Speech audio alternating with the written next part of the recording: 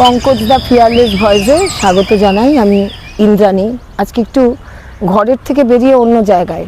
আসলে পশ্চিমবঙ্গে যা ঘটছে, মোবাইল খুললে বা টিভি খুললেই তো সবসময় কে ধরা পড়লো, নানান রকম থেরাপি, সেটা হতে পারে জল থেরাপি, ডিম থেরাপি, সব কিছু থেকে এই নির্জন জায়গাটা আমার বাড়ির লোকালিটির খুব কাছেই, খুব কাছে না হলেও অন্তত 4-5-6 কিলোমিটারের মধ্যে আমি মাঝে মাঝে আসি একটু নিজের সঙ্গে কথা বলার জন্য। আমি ভাবলাম যে আজকে যখন নিজে কথা বলবো, সেই কথাটাই আপনাদের সঙ্গে বলি না কেন। এই দেখুন ছোট ছোট সাদা সাদা ফুল, যেগুলো সেই কি বলবো, একদম অযত্নে হয়ে রয়েছে কচুরিপানার মাঝখানে। আর ছোট ছোট সাদা বক, পানকৌড়ি। এটা খুব প্রাকৃতিক একটা অনেক পুরনো ঝিল, তো মাছও আছে।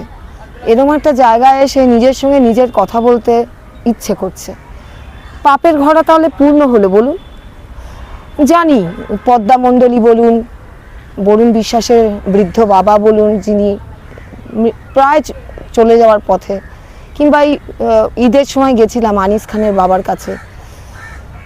কার কথা বলবো, কামদুনির ভাই, কামদুনির মা বাবা, আরজি করের মায়ের তো সবাই আমরা দেখছি। এই যে পাপের ঘোড়া, আরও কত কত আছে। বিশ্বজিৎ, তার ভাইয়ের কথা।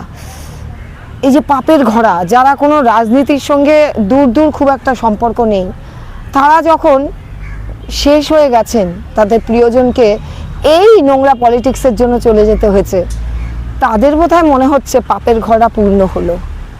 আসলে কেন বলছি এই কথাটা? কারণ বলছি একটা কারণেই, যে ঘোষবাবু এদিকেও আছেন ওদিকেও আছেন, আজ সকালেই দেখলাম আবার নীতি নৈতিকতা শেখাচ্ছেন, যে আল্লাহ ভগবান সব দেখছেন। তিনিও জানেন তার কোনো পার্সোনাল এজেন্ডা আছে, বুঝতে পারছেন? পার্সোনাল এজেন্ডা ঘোষবাবুর আছে। উনি হয়তো পুরো ঘোড়াটা ডুবে না যাওয়া অবধি ওখানে থাকবেন।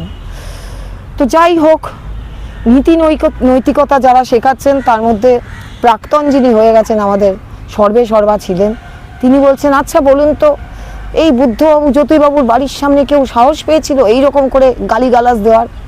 আসলে জ্যোতিবাবুকে তো এরকম দেখতেই হয়নি, কারণ তিনি তার উত্তরসূরির হাতে দিয়ে গেছিলেন, তারপর ইন্দিরা ভবনে চুপচাপ থাকতেন।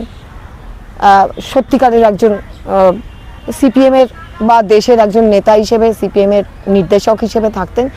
কিন্তু বুদ্ধবাবুর তো ডিগনিটির জন্যই বিখ্যাত। বুদ্ধবাবু ডিগনিটি না থাকলে বুদ্ধবাবুর আর কি আছে? সেটার সঙ্গে আপনি নিজেই কেন কম্পেয়ার করছেন? সেটা কোনো কম্প্যারিজন কি আপনার সঙ্গে চলে না। আচ্ছা, এই 2011-র পরে যখন উনি এই আমাদের রাজনীতিতে ভাইপোকে নিয়ে আসলেন, আসলে উনি 2008-9 থেকে যে নেত্রী হয়ে উঠছিলেন, একটা অবিসংবাদিত মুখ পশ্চিমবঙ্গের রাজনীতিতে, রেজিমটা সিপিএমের দুর্বল হচ্ছিল, তো সেখানে উনি বলতেন একটা কথা, আমার স্মৃতি এত খারাপ হয়ে যায়নি। উনি বলতেন এই ধরনের কথা, যে দেখুন, আপনারা ছাড়া আমার কে আছে? আমার মা, আমি আর আপনারা। এবং বাড়ির মধ্যে কিছু আমাদের যেমন পারিবারিক বিবাদ হয়, উনি আবার মাকে নিয়ে কোথায় চলে গেছিলেন, সব কিছু মিলে আমাদের মনে হয়েছিল যে বাহ, এই টালির বাড়ি, হাওয়ায় ছুটি, ওনার মা, উনি আর আমরা, এই তো আমরা মুখ পেয়ে গেছি। কিন্তু ওই যে বললাম, ওই 11 সালে উনি ওই রাজভবন থেকে হেঁটে রাইটার্সে গেলেন, তারপরে 3-4 দিন হেঁটে সবার প্রণাম নিলেন, হুটহাট সারপ্রাইজ ভিজিটে হসপিটালে ঢুকলেন, বড় ডাক্তারবাবুদের অনেক কিছু সাসপেন্ড করলেন, এই করলেন সেই করলেন। তারপরে 13 থেকে আমরা বুঝে গেলাম যে না, মা, উনি, আমরা, এই মামাটি মানুষের বাইরে কিন্তু ওনার অনেক আছে। এবং প্রথম একজন মানুষকে উনি একটু করে ঢোকাতে শুরু করলেন, যুবা। এবং সেখান থেকে নানান স্ক্যাম, 14 সালে অভিষেক। তো আজকে কিন্তু পাপের ঘোড়া পূর্ণ হয়েছে। আমাদের সেদিনই খটকা লেগেছিল, জানেন তো, যে এরকম বলার পর এইটাই তো ইউএসপি ছিল মমতা ব্যানার্জির, যে ওনার কেউ নেই জনগণ ছাড়া। মা গায়ত্রী দেবী কিছুদিন, 1 বছরের মধ্যেই মারা গেছিলেন। তারপরে তো উনি পুরোপুরি নেত্রী, ডেডিকেটেড। কিন্তু কোথার থেকে উনি ভাইপোকে, যার কোনো চালচুলো ছিল না পলিটিক্সে, এবং উনি গল্প বানাতে শুরু করলেন যে ছোটোবেলায় নাকি ছোট পতাকা বানিয়ে বিপ্লবী সাজার চেষ্টা করতো, মানে অ্যাক্টিং করতো, সেই থেকে উনি ভেবে রেখেছিলেন যে অভিষেককে পলিটিক্সে আনবেন। তো ভালো কথা। তো পলিটিক্সে আনার পর পরপর ওনার হাতে যে পাওয়ার এবং বেআইনি পাওয়ার চলে গেল, তার পাপের ঘোড়া পূর্ণ হতে তো সময় লাগবে না, এটা সবাই জানে, শুধু সময়ের অপেক্ষা ছিল।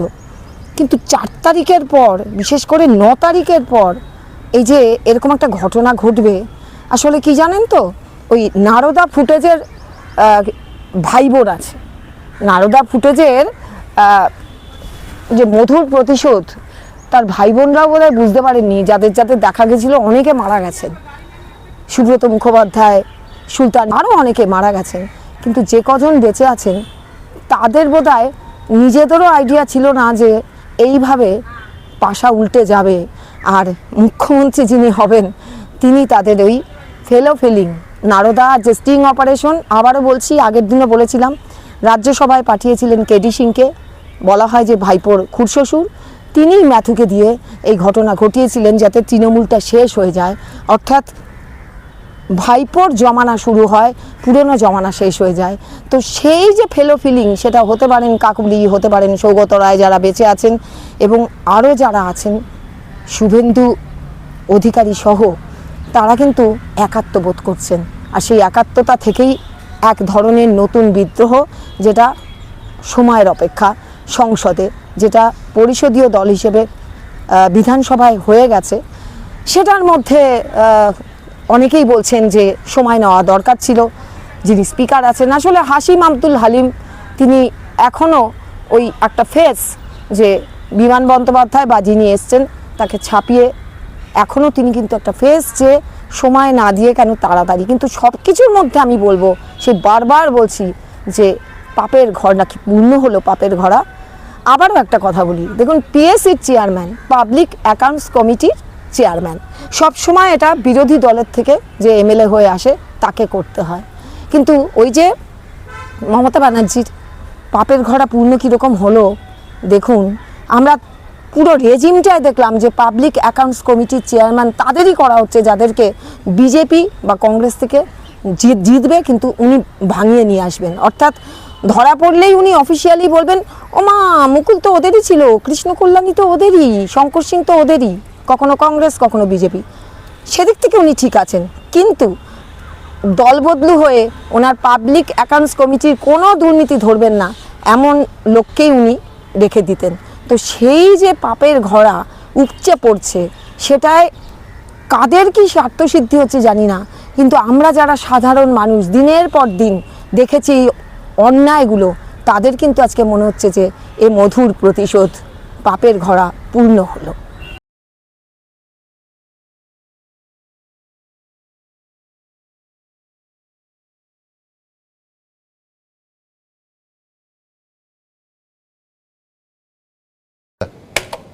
সাধক রামপ্রসাদ হালি শহরে তার সাধন কুটিরে বহু বছর আগে গিয়েছিলেন, চাই না মাগো রাজা হতে, রাজা হওয়ার স্বাদ নেই মাগো, পাই যেন দুবেলা খেতে। এখন কাশিতে অন্নপূর্ণার ওখানে কেউ অভুক্ত থাকে না, কিন্তু বেঙ্গলে, পশ্চিমবঙ্গে মমতা ব্যানার্জি তো মা অন্নপূর্ণার থেকে এক কাটে এগিয়ে। উনি বলছেন কেউ অভুক্ত থাকবে না, কিন্তু বাড়িতে রেশন পৌঁছে দেবো। রথীন ঘোষরা এখন বাড়িতে রেশন পৌঁছে দিচ্ছে, কাজে এখানে আমলাশলো হবে না, কেউ না খেয়েও থাকবে না, এইটাই উনি এনশিওর করেছেন।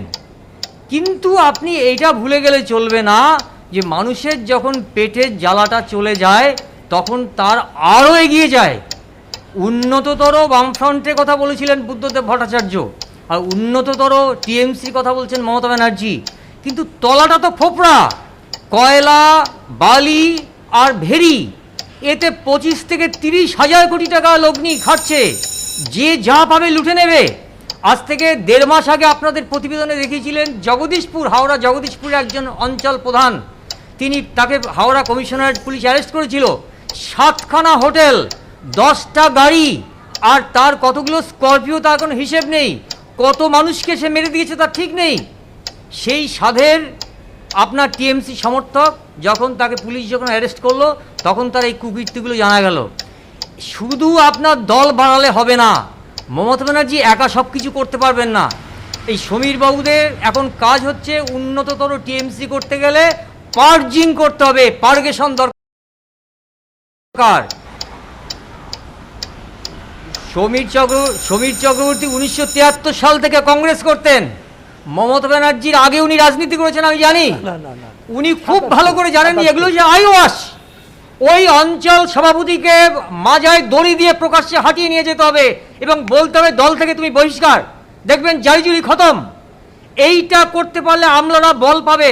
আমলারা বুকে বল পাচ্ছে না, আমলারা জানে এইটা অ্যাকশন নিলেই আমাকে শীতলকুচি বদলি করবে দেবাংশী সাহার মতো। কে কে বদলি হতে চায় বলুন তো ক্যালকাটার মধু ছেড়ে? এই টোটাল একটা ভিশাস সার্কেল আছে যেটা সমীর চক্রবর্তীদের ক্ষমতা নেই এখানে ঘা দেওয়ার। ঘা দিতে গেলেই ধস নামবে। আমি সাদাকে সাদা, কালোকে কালো বলবো। আমি কোনো শ্রীময়ী, শ্রীমতী, শ্রীমান কাউকে ভয় করি না। তাতে যদি আমার জীবন চলে যায়, I can mortgage my life for that.